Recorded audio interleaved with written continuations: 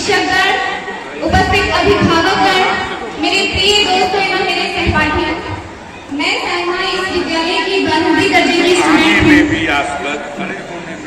मैं भी मुहिब्बे वतन डॉक्टर मुख्तार अहमद अंसारी जी के प्रति अपने विचार आप सभी के समक्ष प्रस्तुत करना चाहती हूँ।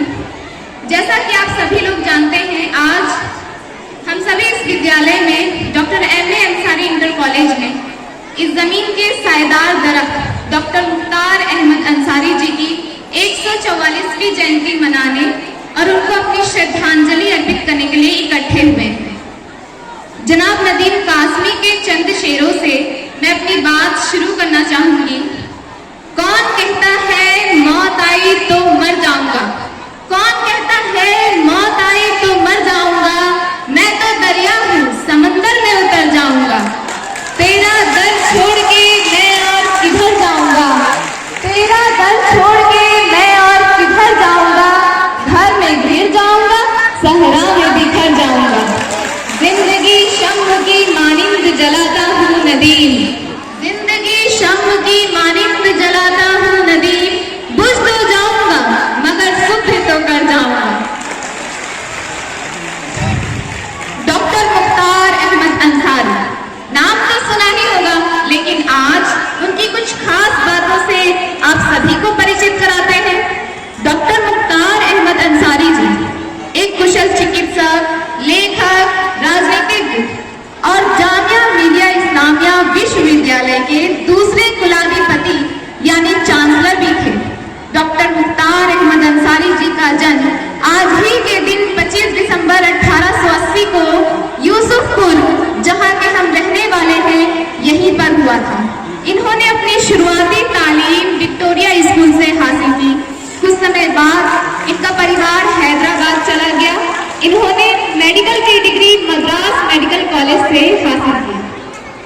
उच्च शिक्षा के लिए डॉक्टर अंसारी जी इंग्लैंड चले गए। इंग्लैंड जाकर इन्होंने MD और MS की डिग्री सन 1905 में हासिल की। सन 1910 में डॉक्टर अंसारी जी को मास्टर ऑफ सर्जरी CHM की डिग्री यूनिवर्सिटी ऑफ एडिनबरा से मिली। डॉक्टर अंसारी जी अपने छात्रीय जीवन के बहुत ही होनहार, मेहनती और बुद्धिमान विद्यार्थी थे। डॉक्टर अंसारी जी एक उच्च श्रेणी के छात्र भी थे। डॉक्टर अंसारी जी ने लंदन लॉक हॉस्पिटल और चैरिंग क्रॉस हॉस्पिटल में कार्य भी किया। डॉक्टर अंसारी जी सर्जरी के पहले भारतीय अग्रदूत थे। आज भी चैरिंग क्रॉस हॉस्पिटल में डॉक्टर अंसारी जी के सम्मान में एक वार्ड अंसारी वार्ड मौजूद है। आंखों में कई ख्वाब, दिल में कई हसरतें बाकी थी। आंखों में कई ख्वाब, दिल में कई हसरतें बाकी थी। वो कैसे थक सकते थे, उनकी कई मंजिलें बाकी थी। Doctor Ansari ji Indian national Congress और मुस्लिम लीग के सदस्य भी रहे। सन 1927 में डॉक्टर अंसारी जी ने इंडियन नेशनल कांग्रेस के अध्यक्ष के रूप में चुने गए थे। डॉक्टर अंसारी जी को कुछ समय बाद सन 1912 में पता चलता है कि बालकर ने तुर्की पे हमला कर दिया है।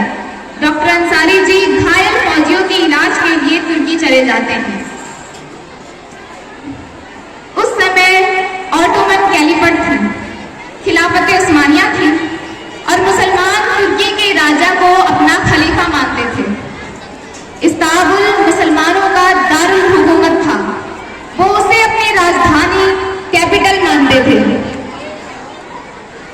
सन 1912 में डॉक्टर अंसारी जी को लखनऊ पैक्ट के दौरान सदस्य चुना जाता है और सन 1918 से सन 1920 तक डॉक्टर अंसारी जी मुस्लिम लीग के अध्यक्ष भी रहे।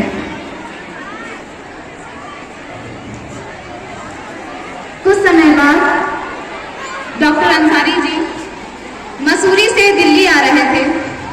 तभी उन्हें ट्रेन में दिल का दौरा पड़ जाता है और दिल का दौरा पड़ने की वजह से 10 मई 1936 को डॉक्टर अंसारी जी का इंतकाल हो जाता है। गांधी जी ये खबर सुनकर बहुत ही उदास होते हैं और वो डॉक्टर अंसारी जी की मृत्यु पर कहते हैं